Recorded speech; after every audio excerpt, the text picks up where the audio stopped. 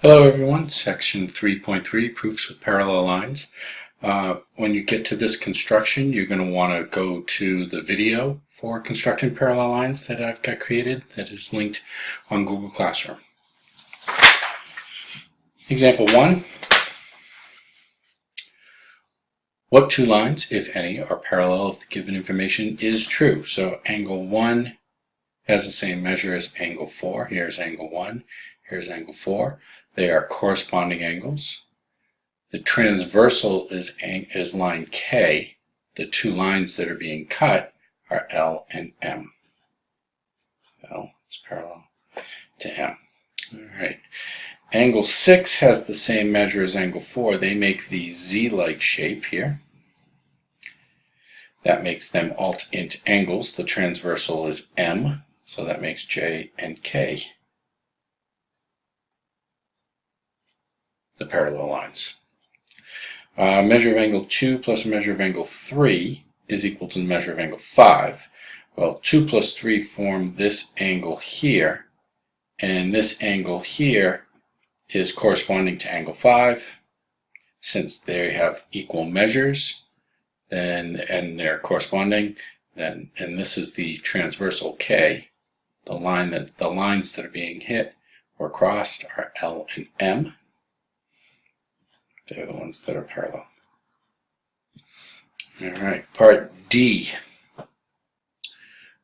Measure of angle 2 plus the measure of angle 3 plus the measure of angle 8 is equal to 180. So 2 plus 3 make this angle. 8 is this angle. They combined make the C-like shape, making them consecutive interior angles or same side interior angles. And since they're supplementary, and L is the transversal that connects those, then lines J and K are the parallel ones. All right. Angle 1 has the same measure as angle 8. They make the Z-like shape, making them alt-int angles. L is the transversal, J and K are the parallel lines. Angle 1 and angle 7 have the same measure. Angle 1 and angle 7 are vertical angles. We don't have any transversal. We don't have any pair of lines that are being intersected by a transversal. So none of the lines are parallel if that's the given information. Or we don't know of any that are parallel. We don't have enough information. All right. Example 2. Find the value of x that makes lines M and N parallel. So 72 and the 4x plus 5 have to be supplementary. Why? Well, 72 is corresponding to this angle here, and the 4x plus 5 are form a linear pair. Or I could say the 4x plus 5 and this angle here are corresponding, and if we want those lines to be parallel, these are going to be congruent in the linear pairs here. There's a variety of different ways of doing this. So the equation that we can write, 4x plus 5 plus 72 equals 180. 4x plus 20 equals 108. 4x equals 88. X equals 22. And there's the solution for example 2. It says prove the alternate interior angles converse without using vertical angles congruence theorem. So I actually have this over here. Since we don't have a diagram to go from in example 3, we create our own. So how do we prove a theorem?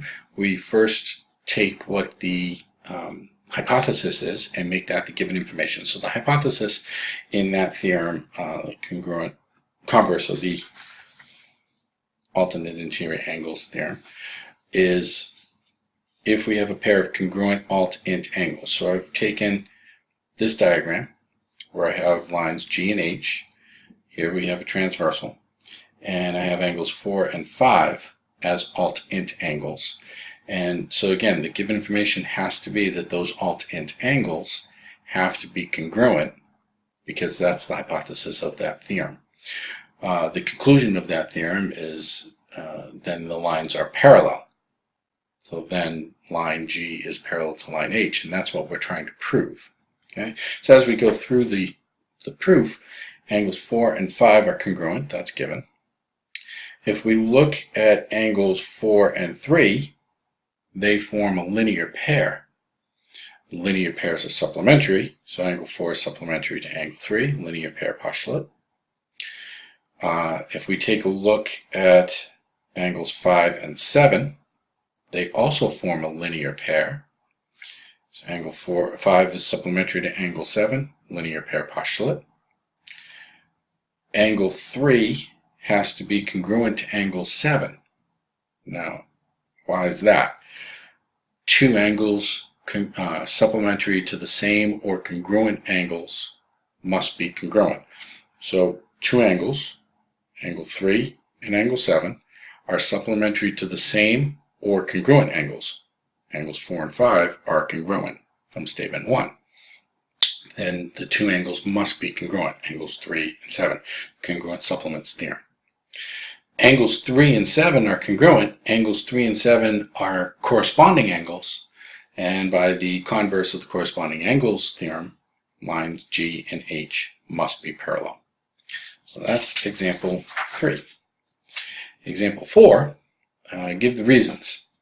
So for this proof, so we have transversal T cuts lines L and N, and angle 1 is congruent to angle 2 here. So our goal is to prove that line L and N are parallel. So our first reason is always the easiest one, given. And our third reason is also very easy, also given. So if we take a look at the diagram and we look at angles 1 and 3, what do we notice about them? Well, they're vertical angles, therefore they're congruent by the vertical angles theorem, VAT. Angle 2 is congruent to angle 3. So angle 3 is congruent to angle 1, angle 1 is congruent to angle 2, so angle 3 is congruent to angle 2, transitive property.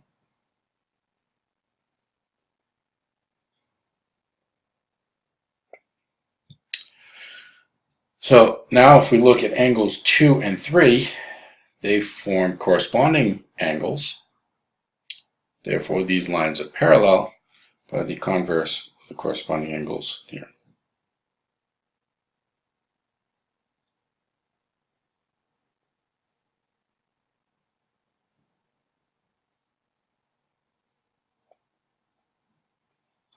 QED. Okay. Example 5. Name two pairs of parallel lines in the figure which which congruent or supplementary angles did you use to determine that they're parallel? Well, if we look, there's one easy one that we see right away. That's 140, that's 40. They make the C-like shape. They're consecutive interior angles or same side interior angles. They are supplementary. 140 plus 40 is 180. Therefore, line FD is parallel to line AC. And that's because angle FDC and angle ACD are supplementary. The other one is a little harder to see. So this is 75. This is 65. So this one here, 75 plus 65 is 140. So this angle here is 40 degrees. And this angle here, let me trace it because it's a little hard to see. And this angle here form the Z-like shape. Therefore, line DC, or DL, we'll call it DC. In the answer key, I call it DL. DC is parallel to AG. And it's because angle GAC and angle DCA are congruent. Okay.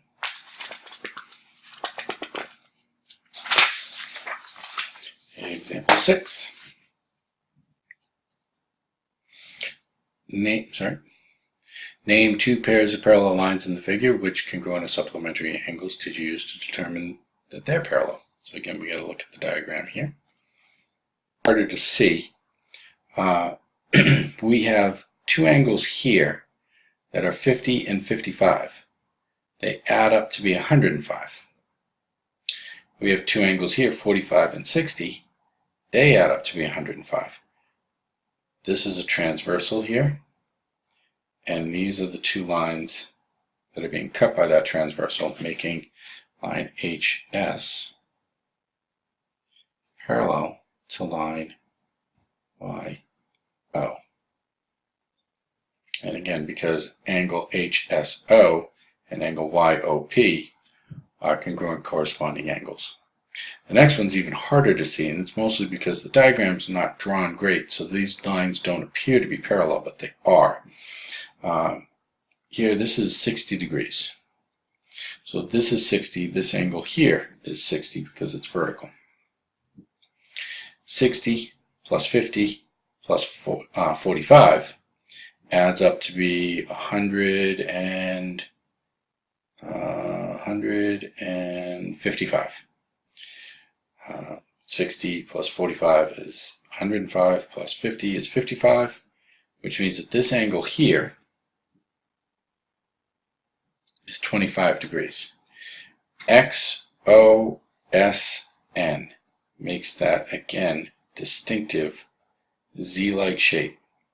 This is 25, this is 25, so even though they don't appear to be making alt-int angles of parallel lines, they are. SP is the transversal, and the two lines that are parallel are XO is parallel to SN. Okay, example 7. Find the values of X and Y to make the red lines parallel and then make the blue lines parallel. So 3X and 105 make that Z-like shape again. 3X equals 105. They're alt-int angles. X is equal to 35. To get the blue, I'm going to use a C-like shape here. So the equation is going to be X plus 2Y plus 105 equals 180. Because they're C-like, they must be supplementary. X we know is 35, so 2Y plus 140 equals 180. Subtract 140, 2Y equals 40, Y equals 20. So Y is 20, X is 35. Example 8, part A. Find the measure of angle RST. And we do have a hint here, and it's to draw a line through S parallel to RX and TY, which we can already see by the notation here that these two lines are already parallel. So we need to draw another line here that's parallel to these two. Okay. Now when we do that, we have this angle and the 120 make the C-like shape. So it's a little hard to see. If this is 120, this angle here must be 60 degrees. And again, the C-like shape is being formed down below. So if this is 160, this must be 20. 60 plus 20, 80 degrees. So the measure of angle RST equals 80 degrees. So that's example 8A. 8B, we're going to do the exact same thing. We're going to draw a line through S, parallel, and we're trying to find angle RST again.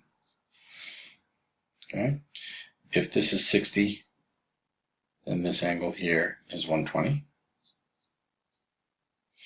If this is 50, this angle here is 130. 120, 60. 50, 50. So the measure of angle RST this time is equal to 110 degrees. So that's 8A and B. Example 9. Find the values of x and y that make the lines shown in blue parallel. So blue, blue, and this angle here, what we're going to do is we're going to create a system of equations. This angle here and the x minus y angle are corresponding angles, so they must be congruent. So x minus y has to equal 30. X equals y plus 30, which I'm going to use in a minute. This angle here, 5y, and the 2x make again that distinctive z-like shape, making them alt angles and making them congruent. So 5y equals 2x. And I know that x is equal to y plus 30, so 5y equals 2 times y plus 30, which makes 5y equals 2y plus 60. 3y equals 60. Y is equal to 20. And since y is equal to 20, x is equal to 50. And that's example 9. Example 10. So now I'm going to turn, and I'm going to use the back side of this paper to do 10, 11, and 12. So I'm going to turn this paragraph proof, which paragraph proofs are good. They're not my favorite style of proof. I actually like flow proofs the best, although I use two-column proofs the most because they're the ones I'm most comfortable with. I do actually like a flow proof the best. We're going to turn this paragraph proof into a flow proof. So what are we given? We're given angle 1 and angle 2 are supplementary, so that's where we're going to start our flow proof. Angle 1 and angle 2 are supplementary, and that's given. Okay. Angle 1 and angle 3 are supplementary. And this is what I don't like about a paragraph proof, at least this particular paragraph proof. It doesn't say why angles 1 and 3 are supplementary, and it really should. In a paragraph proof, you should include the reasons, even in a paragraph proof. Even though we're not doing a two-column proof or flow proof, you should include the reasons. So, angle 1 and angle 3. Well, let's look at the diagram. Angles 1 and 3 form a linear pair. So angle 1 and angle 3 are supplementary angles. And how do we know that? We know that from the linear pair postulate, LPP. Angle 2 is supplementary to angle 1. Angle 3 is supplementary to angle 1. We've seen this earlier in this section. Two angles supplementary to the same or congruent angles must be congruent. So angle 2 congruent to angle 3. Congruent. Supplements. There.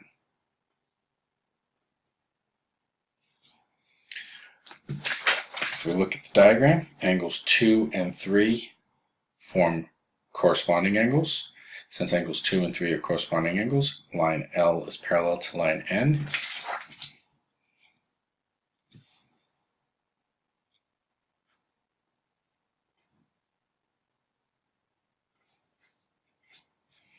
And the reason that we know that is the converse of the corresponding angles. Here. And there is proof for example 9. Example 11, I'm going to try and fit that here. And then I'm going to go back to this side of the paper for 12.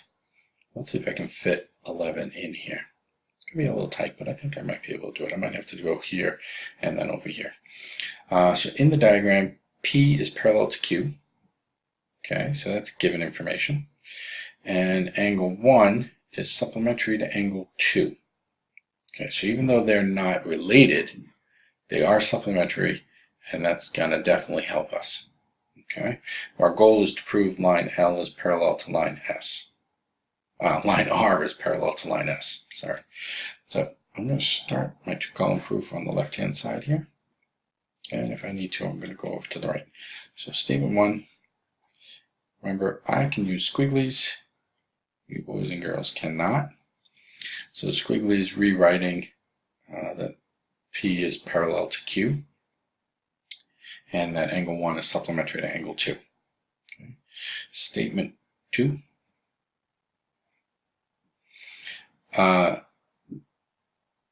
What does it mean for two angles to be supplementary? It means that the measure of angle 1 plus the measure of angle 3 equals 180. Definition of supplementary angles.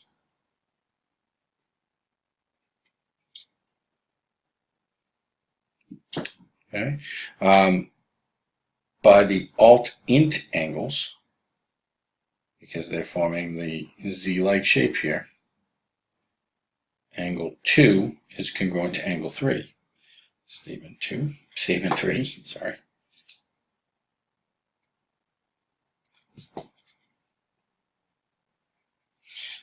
Angle 2 is congruent to angle 3. Alt-int angles here. Statement 4. Instead of writing angle 1, I can write angle 2. Sorry, let me take that back. Instead of writing angle 3, I can write angle 2. Did I copy that wrong? I did. I did copy that wrong. That was my mistake. 1 and 2 are supplementary. Instead of writing angle 2, I can write angle 3. Measure of angle 1 plus the measure of angle 3 equals 180. Now that I've fixed my typo, substitution, property. Angles 1 and 3 form what type of a pair? Well, it's a C-like shape, or in this case N-like shape, but still the same shape, making them consecutive interior angles or same-side interior angles. So because they're supplementary, then line R is parallel to line S by the converse of the consecutive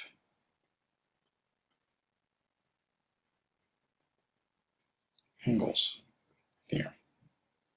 Now, I probably should have said that angles 1 and 3 are supplementary like I did in the answer key, but I didn't want to have to write a whole new chart. All right, example 12, which I'm going to do the proof on the backside.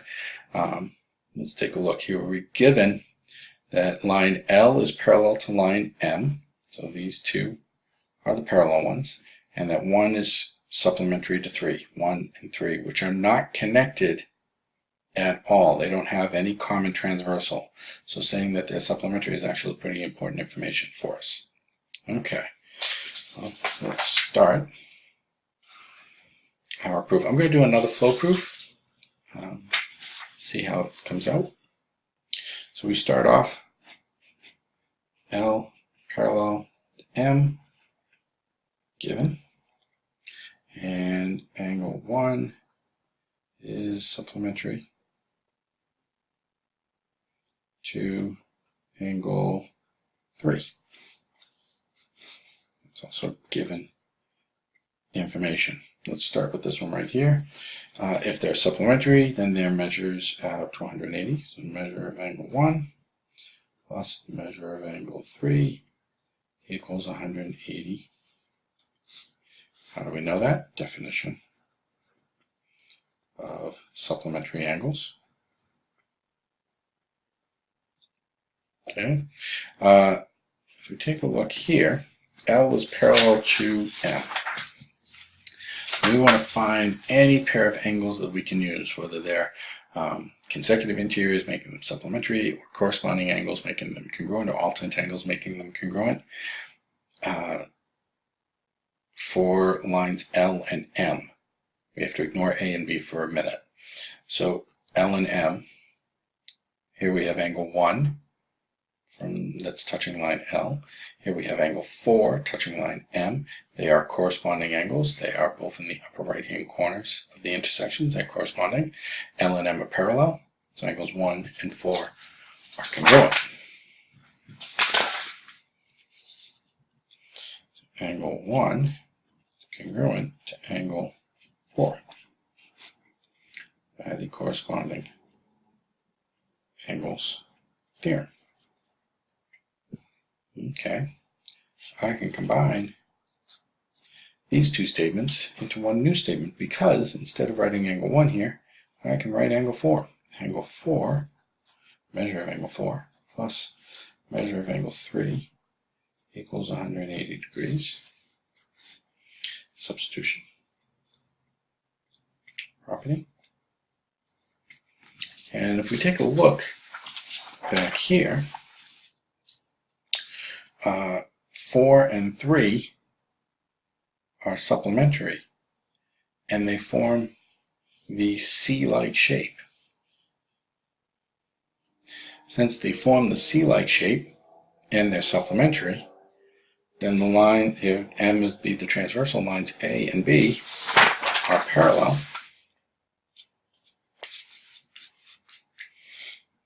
Line A parallel to line B by the converse of the consecutive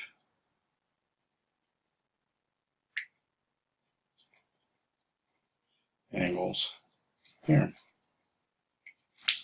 Q, E, D. Which I should have also written up here. Q, E, D. That is example 12. Last example. Thank you very much.